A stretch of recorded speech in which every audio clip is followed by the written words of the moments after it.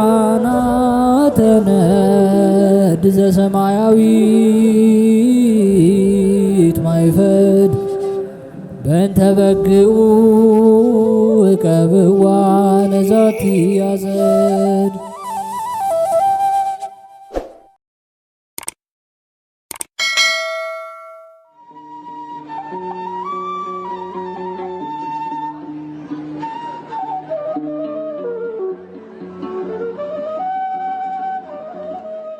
በስመ አብ ወወልድ ወመንፈስ ቅዱስ አሐዱ አምላክ አሜን። ሰላም እንደምን ቆያችሁን ውድ የሊቃናት ሚዲያ ቤተሰቦቻችን፣ አሜን። እግዚአብሔር ስሙ ከዘላለም እስከ ዘላለም የከበረ የተመሰገነ ይሁን። በዛሬው ቪዲዮ ይዘንላችሁ የቀረብነው ሚያዝያ 3 የሚነበብ ስንክሳር ሲሆን ለዚህ ቁም ነገር አዘል ቻናል አዲስ የሆናችሁ እህት ወንድሞቻችን ቻናሉን ሰብስክራይብ በማድረግ ቤተሰብ እንድትሆኑ የአክብሮት ግብዣችንን አቀረብን። እንዲሁም ሀሳብ አስተያየት ካላችሁ በኮሜንት እንድታሳውቁን በትህትና እንጠይቃለን። ወደ ቪዲዮ እንሂድ። መልካም ጊዜ። ሚያዝያ 3 የሚነበብ ስንክሳር። ዕረፍቱ ለአባ ዮሐንስ ኤጲስቆጶስ። ሚያዝያ 3 በዚች ቀን የኢየሩሳሌም ኤጲስቆጶስ የከበረ አባት አባ ዮሐንስ አረፈ። የዚህም ቅዱስ ወላጆቹ የኦሪት ምሁራን የሆኑ አዋቂዎች ነበሩ። የኦሪትን ሕግ ትምህርቶችንም እያስተማሩት አሳደጉት። ክርስቲያኖችን በጸና ልቦና የሚከራከራቸውና የሚጠላቸው ነበር። መጻሕፍትን አዘውትሮ ከመመርመሩ የተነሳ የክብር ባለቤት ጌታችን ኢየሱስ ክርስቶስ ወደ ዓለም እንደመጣና ሰውም እንደሆነ በመሞቱም ዓለምን እንዳዳነ አመነ።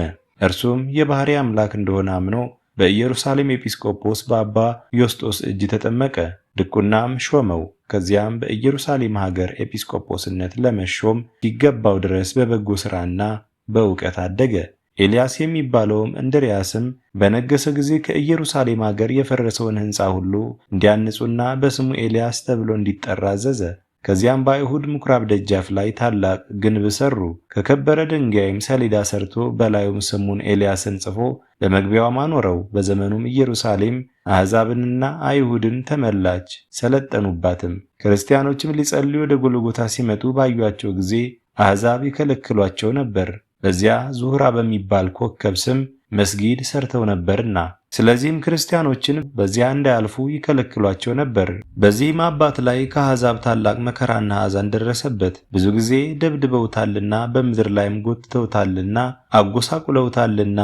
እርሱም ነፍሱን ወደ እርሱ ይቀበል ዘንድ የክብር ባለቤት ጌታችን ኢየሱስ ክርስቶስን ለመነው። ጌታም ልመናውን ሰምቶ በሰላም አረፈ። በረከቱ ከእኛ ጋር ለዘላለም ትኑር አሜን። ዕረፍቱ ለሊቀ ጳጳሳት አባ ሚካኤል። በዚችም ቀን ደግሞ የከበረ አባት በእስክንድርያ ለተሾሙ አባቶች ሊቃነ ጳጳሳት 71ኛ የሆነ አባ ሚካኤል አረፈ። ይህም አባት ከታናሽነቱ ጀምሮ የምንኩስናን ልብስ ሊለብስ ወደደ። በአስቄጥስ ገዳም በአባ መቃርስ ቤተ ክርስቲያን መንኩሶ እስከ ሸመገለ ድረስ በዚያ ኖረ። በብዙ መነኮሳትም ላይ አበምኔት ሆኖ ተሾመ። በዘመኑ ሁሉ መልካም ተጋድሎ በመጋደል እግዚአብሔርን ደስ አሰኘው። በወንጌላዊ ቅዱስ ማርቆስ ወንበር ላይ ሊቀ ጵጵስና ለመሾም እስኪገባው ድረስ ፍጹም ተጋድሎ በመጋደል ደከመ። ከእርሱ በፊት የነበረ ሊቀ ጳጳሳት አባ ገብርኤል ባረፈ ጊዜ የወንጌላዊ ቅዱስ ማርቆስ ወንበር ያለ ሊቀ ጳጳሳት 4 ወር ኖረ። ለዚህች ሹመት የሚሻል ሲመረምሩና ሲመርጡ ብዙ ደከሙ። ከብዙ ድካም በኋላ 3 የገዳም ሰዎችን መርጠው ስማቸውን በ3 ክርታስ ጻፉ። የክብር ባለቤት የጌታችንን ኢየሱስ ክርስቶስንም ስም በአንዲት ክርታስ ጽፈው የእያንዳንዳቸውን አሽገው በመሠዊያው ውስጥ አኖሯቸው። ቸር ጠባቂ ሾምላቸው ዘንድ ኤጲስቆጶሳቱና ካህናቱ እስከ 3 ቀን እየጸለዩና እየቀደሱ እግዚአብሔርን በመማለድ ኖሩ። ከ3 ቀኖችም በኋላ አንድ ታናሽ ብላቴና ጠርተው ከእነዚህ ከ3ቱ ስሞች አንዱን አንስተህ ስጠን አሉት። ያን ብላቴና የዚህን አባት የአባ ሚካኤል ስም ያለበትን ያንን ክርታስ አወጣ። ሁሉም እግዚአብሔር እንደመረጠው አውቀው ይገባዋል፣ ይገባዋል፣ ይገባዋል እያሉ ሊቀ ጵጵስና ሾሙት። እርሱም በሹመቱ ላይ ሆኖ እንደሚገባ በመልካም አመራር ሥራውን መራ። የሚጽፍለትንም ጸሐፊ መረጡለት። ስለ ምዕመናን አጠባበቅና ስለ ማስተማርም ወደ ሀገሮች ሁሉና ወደ ኤጲስቆጶሳቱ መልእክትን ይልክ ነበር። እርሱም ከኃጢአታቸው ተመልሰው ንስሐ እንዲገቡ ሕዝቡን ይመክራቸውና ይገስጻቸው ነበር፣ እግዚአብሔርን ይፈሩትም ዘንድ። ንስሐ ነፍስ ንስሐ ልቦና ያለው ሆነ። የዚህን ዓለም ጣዕም ያለውን ምግብ አይሻም አይመኝም። ክብሩንም ቢሆን ወይም ጥሪቱን ድሆችንና ችግረኞችን አስበው ይመጸውታቸው ነበር እንጂ። ከእነርሱ የሚተርፈውንም ለቤተ ክርስቲያን ማሰሪያ ያደረገው ነበር። ይህ አባት ሙሉ ዓመት አልኖረም፣ ከዚያ የሚያንስ ነው እንጂ በሰላም በፍቅር አረፈ።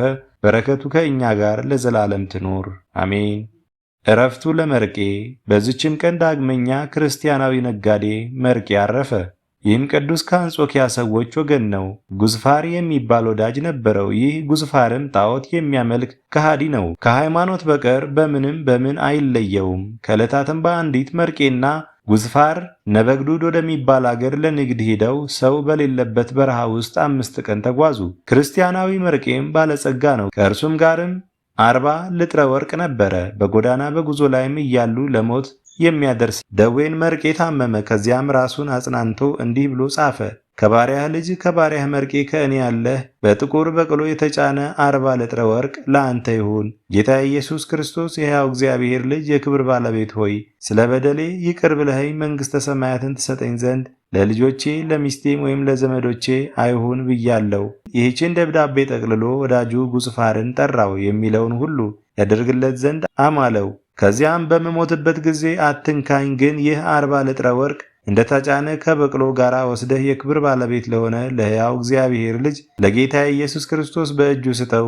ለልጆቼ እንዳትሰጥ ከእርሱ በቀር ለማንም ቢሆን አትስጥ አለው። ጉዝፋርም እንዲህ ብሎ መለሰለት፣ አንተ ራስህ ሞቶ ተነስቶ ወደ ሰማይ ወጣ የምትል አይደለምን? እኔ ወደ ሰማይ ወጥቼ ልሰጠው እችላለሁን?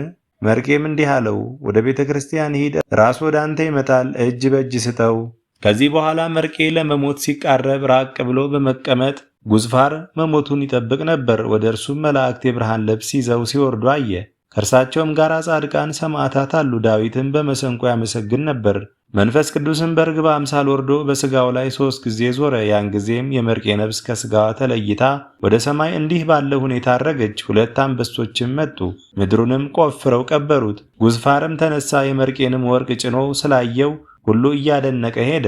አንጾኪያም በደረሰ ጊዜ የቤተ ክርስቲያኑን አስተዳዳሪ ቀሲስ ታዲዮስን አግኝቶ መርቄ እንዳለው ነገረው። ቀሲስ ታዲዮስም ሊረከበው ወደ ጉዝፋር ሄደ። ግን የክብር ባለቤት ከሆነ ከጌታ ኢየሱስ ክርስቶስ በቀር ለማንም አልሰጥም፣ ወዳጄ መርቄ እንዳማለኝ እጅ በእጅ ሰጠዋለሁ እንጂ ብሎ ከለከለው።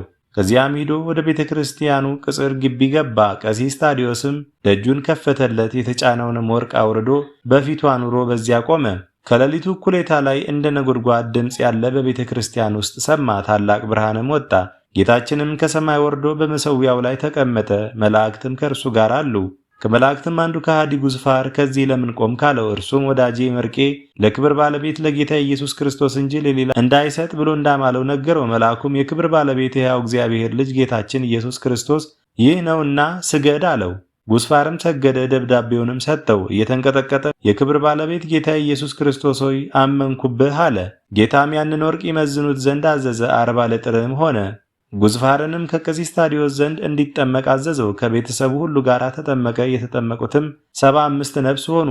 ኃጢአተኛውንም በንስሐ ተመልሶ መዳኑን እንጂ መሞቱን ለማይወድ ቸር ይቅር ባይና ሰውን ለሚወድ እግዚአብሔር ምስጋና ይሁን ለዘላለሙ አሜን። አስጀምሮ ላስፈጸመን ለልዑል እግዚአብሔር ክብር ምስጋና ይሁን መቼ ለዘላለሙ አሜን። ውድ የሊቃናት ሚዲያ ቤተሰቦቻችን ሚያዝያ 3 የሚነበብ ስንክሳር ወደ እናንተ አቀረበን። ይህን ይመስል ነበር። በቀጣይ በአዲስ ክፍል እስከምንገናኝ ድረስ እግዚአብሔር ቸር ያቆየን። መልካም ጊዜ